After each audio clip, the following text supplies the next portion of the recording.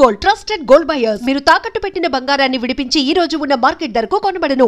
మహేష్ పేరు కానీ చెప్తే, మహేష్ చంద్ర ఈ పేరు కానీ చెప్తే, ఇండస్ట్రీలో చాలా మంది ఆయన్ని మోసం చేసిన వాళ్ళే.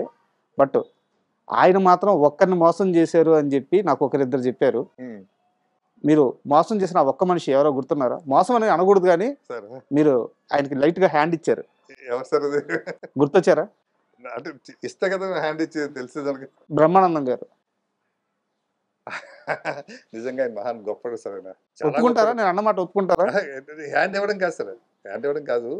బ్రహ్మానందం గారు వాళ్ళ అబ్బాయితో సినిమా చేద్దాం అన్నారు నాతో. అంటే చేద్దాం అని చెప్పేసి ఆయనే ఒక ప్రొడ్యూసర్ని కూడా నాకు అప్రోచ్ చేశారు. చేసి, మహేష్ మా అబ్బాయిని నువ్వు లాంచ్ చేయాలమ్మా, నేను కథ కానీ ఏది అడగను, మంచిదా నువ్వు గ్యారెంటీ హిట్ కొడతావు, నువ్వు అది అంటాను, నువ్వు ఆ ప్రొడ్యూసర్ నీకు ఇచ్చేస్తావు ఆ బడ్జెట్లో. అది నువ్వు 2 కోట్లు ఒక బడ్జెట్ ఇస్తాడు, ఆ బడ్జెట్లో నువ్వు చేసుకోవచ్చు, దాంట్లో ఎంత మిగిలితే నువ్వు చేసుకో, ఆ సినిమా మీద ప్రాఫిట్ కూడా నువ్వే తీసుకో అని చెప్పి నాకు ఫుల్ ఆఫర్ ఇచ్చాడు సార్ ఆయన. ఇస్తే నేను అదే హనుమంతు అయిపోయిన తర్వాత మాట నేను అదే కథ మీద కూర్చున్నాను మాట. ఇప్పుడు కథ దానికి మన అశోక్ కుమార్ ఉండే, టీవీ అశోక్ కుమార్ గారు రైటర్, ఆయన ఒక కథ చెప్పాడు నాకు. ఇది బాగుంటుందంటే, సరదాగా ఉంది, బ్రహ్మానందం గారు అబ్బాయి మీద కూర్చొని వర్క్ చేద్దామని చెప్పి అది వర్క్ చేస్తున్నాం సార్. వర్క్ చేస్తున్న టైంలో ఏమైందంటే, భాగ్యరాజు గారు సడన్గా ఒకరోజు ఫోన్ చేశారు సార్ నాకు. ఫోన్ చేస్తే నాకు ల్యాండ్ నెంబర్ అండి, ల్యాండ్ నెంబర్ రింగ్ అయితే భాగ్యరాజు అని మాట్లాడుతుంటే ఎవరో ఫేక్ కాలం. నేను భాగ్యరాజు వీరాభిమాని అండి, అది అందరూ ఇండస్ట్రీలో అందరికీ తెలుసండి. ఎవరు కావాలని చేస్తున్నారు, నేను మా శ్రీహరి అందరూ కూడా మిమిక్రీలు చేస్తుంటారు అనమాట. అలా ఎవరు చేస్తే నేను చెప్ప భాగ్యరాజు గారు ఏంటండి అండి, మీ సినిమా చాలా బాగుందండి, హనుమంత్ సినిమా చూశాను, తర్వాత ఎవరు ఈ డైరెక్టర్ని చూస్తే మీ వికీపీడియాలో మీ సినిమాలు చూశాను, మీ ప్రేయస్ రవి కానీ మీ అయోధ్య రవి కానీ చాలా వండర్ఫుల్ ఫిల్మ్స్ అని చెప్తుంటే, ఓ థ్యాంక్ యూ సార్, నేను క్యాజువల్గా మాట్లాడుతాను. నమ్మకం రాలా ఇంకా? లేదండి, అసలు నమ్మకం లేదండి. అంటే ఆయన ఒరిజినల్ వాయిస్ కూడా నాకు మైండ్లోకి ఎక్కలేదండి అది. అంటే సార్ నేను తర్వాత మాట్లాడుతుంటే తమిళేస్ వస్తుంది అలాగా. సార్ సార్ మీరు నిజంగా భాగ్యరాజు గారు? భాగ్యరాజునే నేను మాట్లాడుతుంది. సారీ సార్, నేను ఎవరో ఆట పట్టిస్తున్నారేమో అనుకున్నాను సార్, నేను అలా అయితే నిజంగా నేను నమ్మలేకపోతున్నాను సార్ మీరు చెప్తుంటే. లేదు, నేను నెక్స్ట్ వీక్ వస్తున్నాను, హైదరాబాద్ వస్తున్నాను, ఈవీవి సత్యనారాయణ గారికి ఒక కథ చేస్తున్నాను, రాశి మూవీస్ నరసింహారావు ప్రొడ్యూసర్, దానికి వస్తున్నాను, నేను వచ్చినప్పుడు కలుస్తాను మిమ్మల్ని అన్నాడు.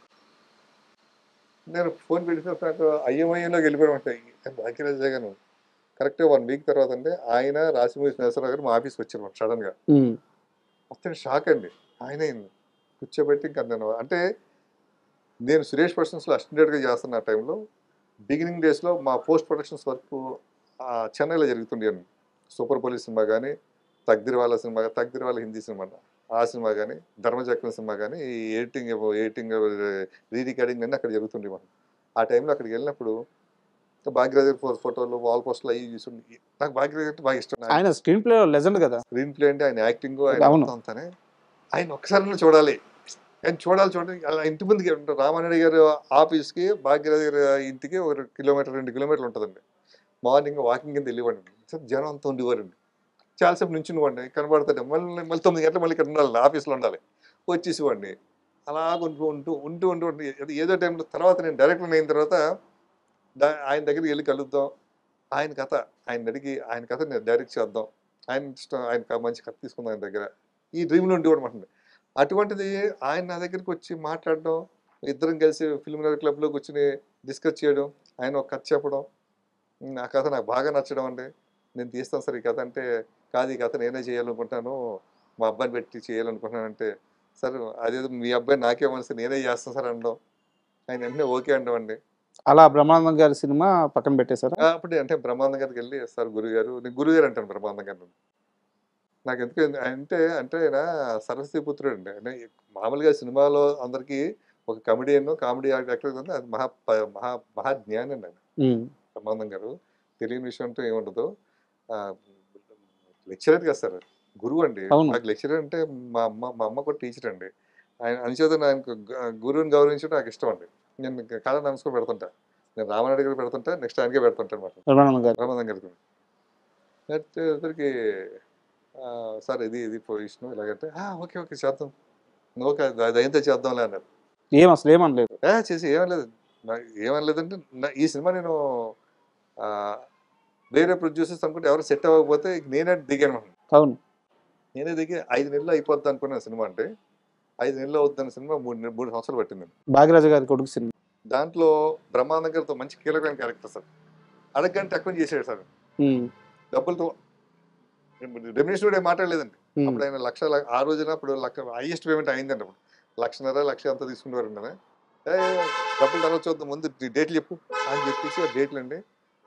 తర్వాత నేను అనుకున్న షెడ్యూల్ పోస్ట్ పోన్ అయిపోవడం అలాగే అయిపోవడం. నాకు తర్వాత నేను ఏదన్నా సరే పక్కా స్క్రిప్ట్ రెడీ చేసుకుని 60 రోజులు అనుకుంటే 50 రోజులు తెస్తాండి, 50 రోజులు అనుకుంటే 45 రోజులు తెస్తాండి. పక్కా చేసుకునండి.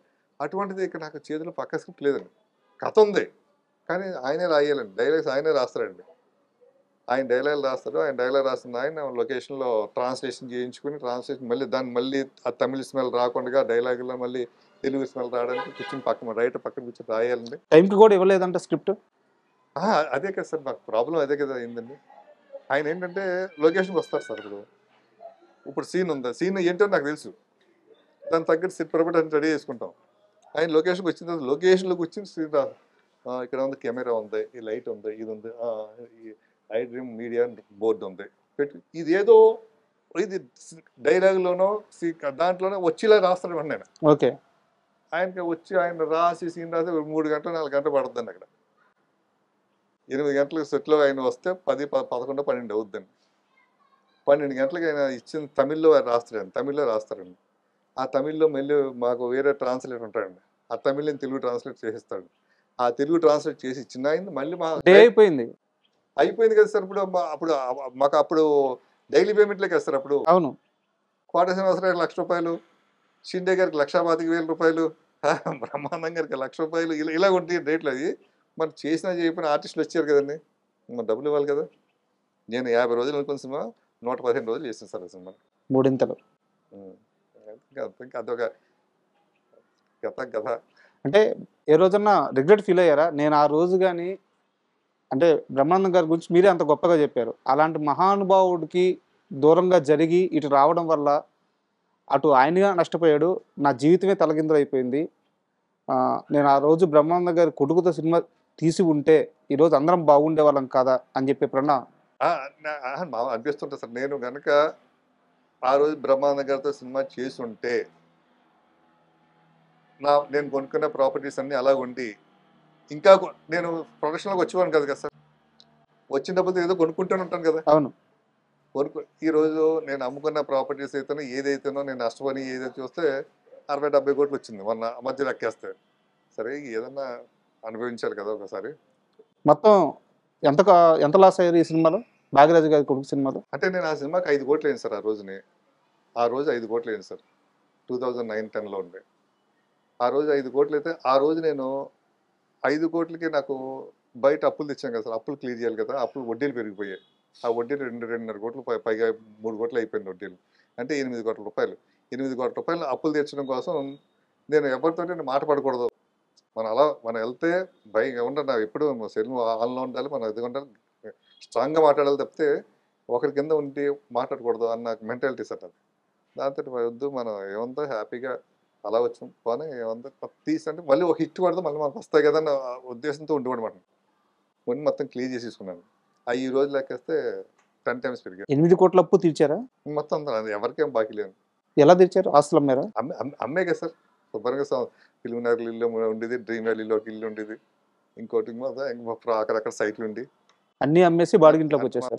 అన్ని అందరికీ అని ఇచ్చేసామంటే హ్యాపీగా ఉన్నాం. ఏ టెన్షన్ లేదు. అంటే ఎప్పుడన్నా వెనక్కి తిరిగి చూసుకుంటే బాధ అనిపిదా? ఇంత ఆస్తి పోయింది, ఇంచుమించు 100 కోట్ల రూపాయల ఆస్తి. కెరీర్లో చాలా ఇబ్బందులు పడ్డారు ఇదే సినిమా వల్ల. ఆ సినిమా పేరు కూడా లవ్ ఇన్ హైదరాబాద్ అనుకుంటారు. ఇప్పటికీ రిలీజ్ కాలేదు కదా. లేదు. ఆ సినిమా వల్ల మీరు అరెస్ట్ కూడా అయ్యారు అనుకుంటాను. అరెస్ట్ అయ్యారా? అరెస్ట్ వారెంట్ వచ్చింది? అరెస్ట్ వారెంట్ వచ్చిందండి. అరెస్ట్ వారెంట్ కూడా వచ్చింది. సో బౌన్స్ కేసు ఉంది. అంటే మా పార్ట్నరే చెక్ తీసుకుని నాకు తెలియకుండా దాన్ని బౌన్స్ చేసి సంతకాలు పెట్టి ఐఏసీస్ మొత్తం చేసి ఉంటుంది. అదొక కర్మ అనుకున్నది. సో ఎప్పుడైనా బాధపడ్డారా? అనవసరంగా పట్టుకున్నాను. అంటే నేను చిన్నప్పటి నుంచి మాది మిడిల్ క్లాస్ ఫ్యామిలీ కదా సార్. మా అమ్మ టీచర్ అండి. మా అమ్మ మాకు కథలు చెప్తుంటుంది. నాకు ఆ సత్యశోధరుడి కథ గుర్తుకొస్తుంటుంది నాకు. ఒక రాముడి కథ. ఎవరు వాళ్ళే భయంకర కష్టం మనంతా బొంగులది అన్న ఫీలింగ్లో ఉంటారు. నాకు పెద్ద ఫీల్ అవును సార్ దీని గురించి. నేను కానీ, నా భార్య కానీ, నా పిల్లలు కానీ ఎవరు. కానీ మాకు ఫ్రెండ్స్ కానీ, బంధువులు కానీ సానుభూతులు చూపిస్తుంటారు. నేను పెద్ద ఫీల్ సానుభూతి అలా చేసుంటే బాగుండేదేమో కదా, అది చేయకుండా ఉంటే బాగుండేదేమో కదా.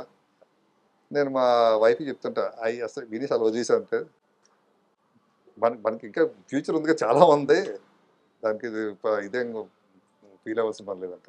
అంటే చివరి సినిమా తీసి 10 ఏళ్ళు అవుతుంది సార్, మనం ముందు అవును సార్, 10 ఏళ్ళు అవుతుంది. ఈ 10 ఏళ్ల కాలంలో చాలా ఇబ్బందులు పడ్డారు, చాలా ఆస్తి పోగొట్టుకున్నారు.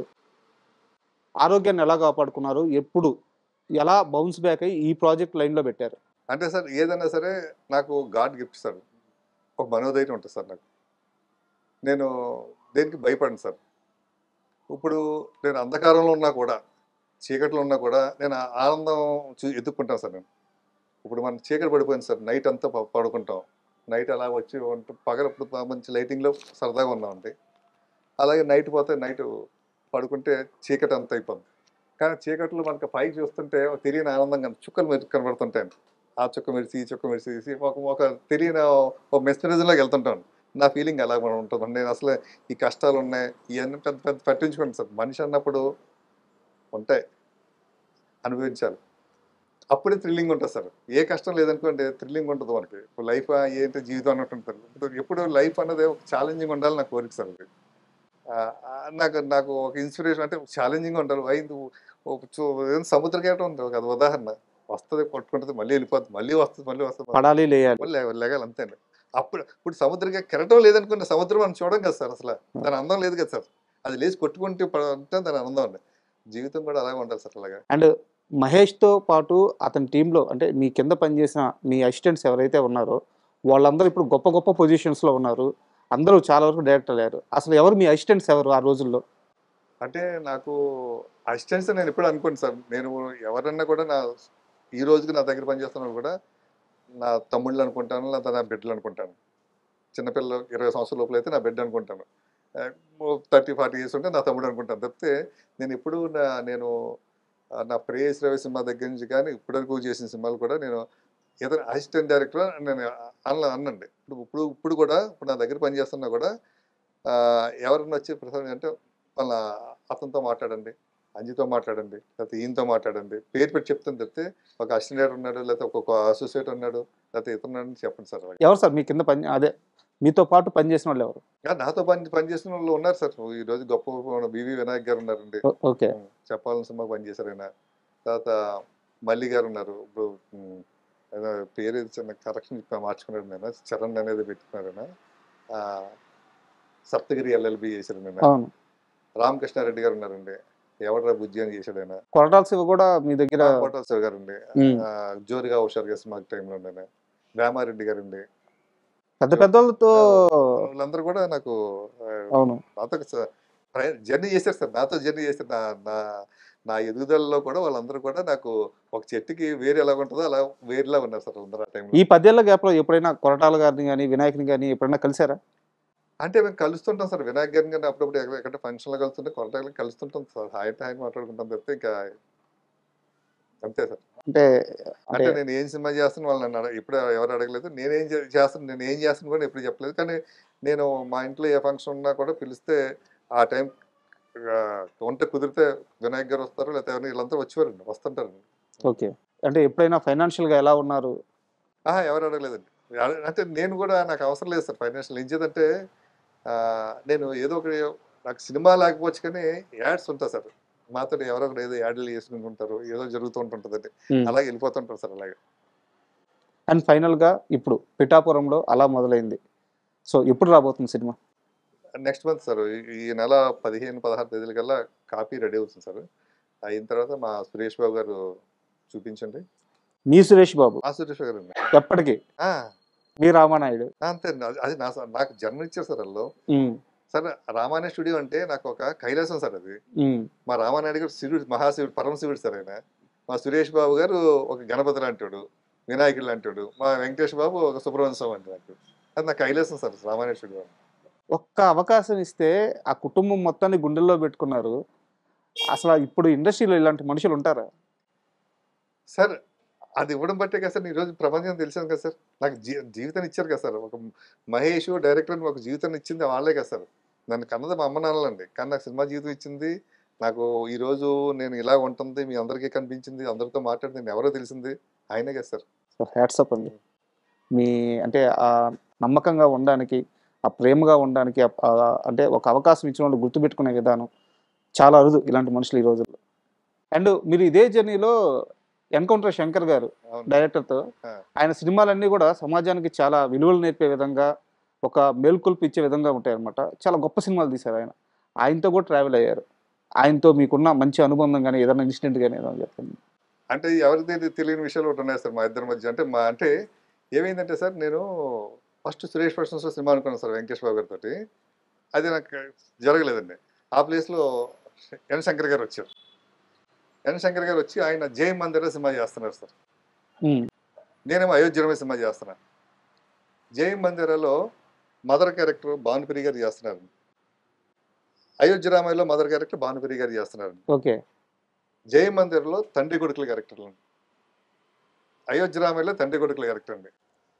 జై మందిర్లో తండ్రిని దారుణంగా మోసం చేసి చంపేశారండి. అయోధ్యరామయ్యలో తండ్రిని దారుణంగా మోసం చేసి చంపేశారండి. జై మందిర్లో తల్లి శపథం చేస్తాను, నా కొడుకుతోటే నేను నిరూపిస్తాను, మొత్తం మీ అందరూ అంతు చూస్తాను. ఇక్కడ తల్లి కూడా అదే శపథం చేస్తాను, నా కొడుకుతోటే నా భర్త నిజాయితీ పోలీస్ ఆఫీసర్ నిరూపిస్తాను. అన్ని మ్యాచ్ అవుతున్నాయి. అని మ్యాచ్ అవుతున్నాను. ఇది జరుగుతున్న టైంలో ఎవరో వెళ్ళి సురేష్ బాబు గారి దగ్గరికి వెళ్ళి, ఏమండి మీకు మహేష్కి మీరు అవకాశం ఇవ్వలేదు కాబట్టి మీ కథ ఎలాగో తెలుసుకున్నాడు మహేష్, తెలుసు మీ కథనే అటు ఇటు మార్చి అయోధ్యరామయ్య సినిమా చేస్తున్నాడు అని సురేష్ బాబు గారి దగ్గర ఒక వేసేసారు మాట.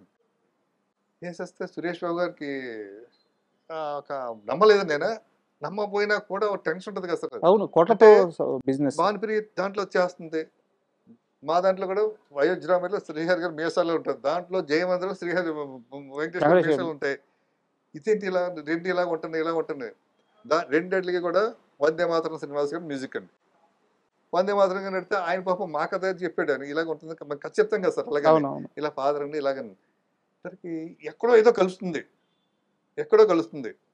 అసలు అనేసి భానుప్రియ అన్న ఆవిడ చేయకుండా ఉంటే బెటర్గా ఉంటుంది కదా. అప్పుడు మేము భానుప్రియతో 80% చేసేసాం సార్, అయిపోయింది సినిమా. ఇంకొక 10% షూటింగ్ ఉందంటే ఆవిడతో ఒక సాంగ్ ఒకటే బ్యాలెన్స్ ఉంది. ఈ టైంలో మన శంకర్ గారు చెప్తే, శంకర్ గారు నాకు పరిచయం కాదండి, నాకు తెలియదండి శంకర్ గారు. శ్రీహరి గారు బాగా తెలుసండి. శ్రీహరి దగ్గరికి వచ్చేసరికి అప్పుడు శ్రీహరి గారి దగ్గర పరిచయం చేయడం లేదా అంటే, నాన్న లేదంటే ఆ కథకి సంబంధం లేదు, అసలు మీ కథ ఏంటో నాకు తెలీదు, టూ ఫ్రాంక్గా చెప్పండి, మా కథ ఇది, మరి మీరు ఎలా ఫీల్ అవుతుంటే నాకు అర్థం కాలేదు అంటే, మీ దాంట్లో ఫాదర్ ఉన్నాడు, కొడుకున్నాడు, ఇది ఉందా ఇలా ఉందా, శబదం ఉంది. సరికి సార్ ఒక పని చేయండి, నా సినిమా చూడండి, మీరు ప్రసాద్ ల్యాబ్లో ఎడిటింగ్ రూమ్లో ఉంటుంది, రండి సినిమా చూసుకోండి, చూసుకున్న తర్వాత నా సినిమాలో ఏమన్నా సీన్స్ ఉంటే మీ సినిమాలో షూట్ చేయకపోతే అది మీరు మార్చుకోండి.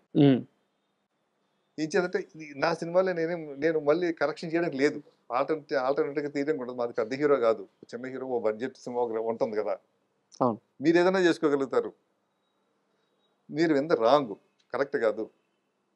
ఒకవేళ ఏదన్నా ఉన్నా కూడా మీరు మార్చుకోవచ్చు. తర్వాత నా సినిమా చూస్తే మీకు ఇంకా ఇన్స్పిరేషన్ రావచ్చు, ఇంకేదైనా బెటర్ చేయొచ్చు అనే ఫీలింగ్ రావచ్చు, చూసుకోండి అంటే దానికి పోసన్ మర్రి గారు ఒప్పుకోలేదండి. ఆయన రైటర్ అండి, అయోధ్యరామయ్య రైటర్ అండి. శ్రీహరి గారు ఒప్పుకోలేదండి. నేనే వాళ్ళకి కన్విన్స్ చేసా, వద్దు అది నా మాతృ సంస్థ, మా సురేష్ బాబు గారు ఎలా ఫీల్ అయ్యారు అని ఈయన వచ్చి ఎలా చెప్తున్నారు. సురేష్ బాబు గారు గారిని ఎవరికి నన్ను పిలిచి నన్ను అడగలేదు అంటే వాళ్ళకి నా మీద ఉన్న గౌరవం అది. మధ్యలో ఎవరు అనుకుంటున్నారు, ఇదేంటి మహేష్ ఇలా ఇటువంటి కథ చేయడం ఏంటి, మన కథ చేయడం ఏంటి అని వాళ్ళు అనుకున్నారు అనేసి ఎన్నో రూమర్స్ అయ్యిందని మనం నమ్మాల్సిన పని లేదు.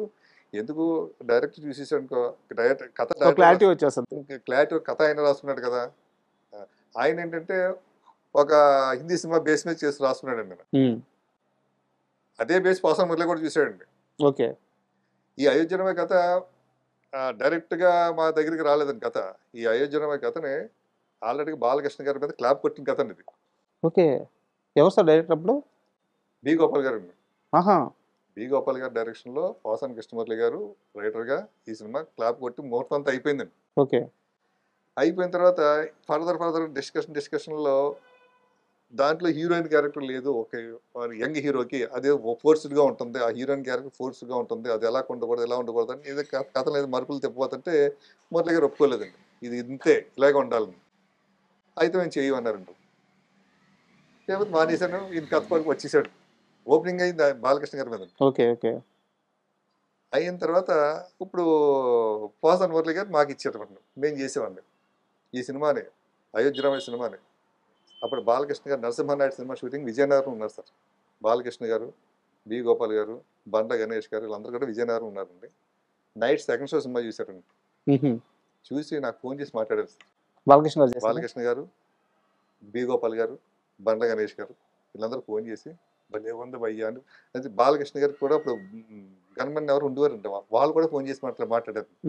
చాలా బాగుంది సార్ సినిమా, పోలీస్ ఆఫీస్ భలే చూపించారు సార్ మీరు అనేసి.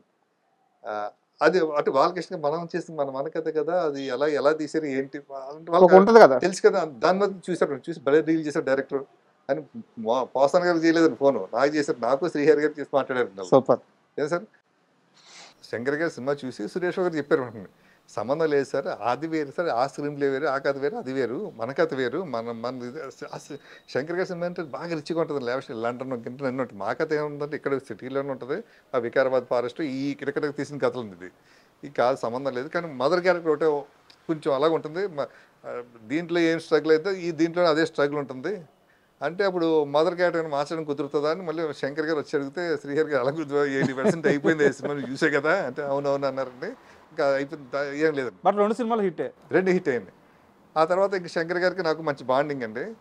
ఆ తర్వాత శంకర్ గారు ఈ మా డైరెక్టర్స్ అసోసియేషన్కి ప్రెసిడెంట్గా పోటీ చేస్తున్న టైంలో వచ్చి నన్ను కలిసి, మహేష్ నువ్వు మా దాంట్లో ఈసీగా ఉండు అని చెప్పేసి నన్ను ఈ రాజకీయాల్లో అంటే సినిమా రాజకీయాల్లో ఉంటాయి దాంట్లో లాక్కొచ్చాడు అంట. ఆయన తీసుకొచ్చి ఈసీ మెంబర్గా చేశాడు అంట ఆయన ఉన్న టైంలో. అంటే ప్రెసిడెంట్ మంచి బాండింగ్ ఉంది. నెక్స్ట్ మళ్ళీ సెకండ్ టైం కూడా ఆయన ప్రెసిడెంట్గా ఉన్న టైంలో ఆర్గనైజింగ్ సెక్రటరీగా చేశాను సార్ ఆ టైంలో.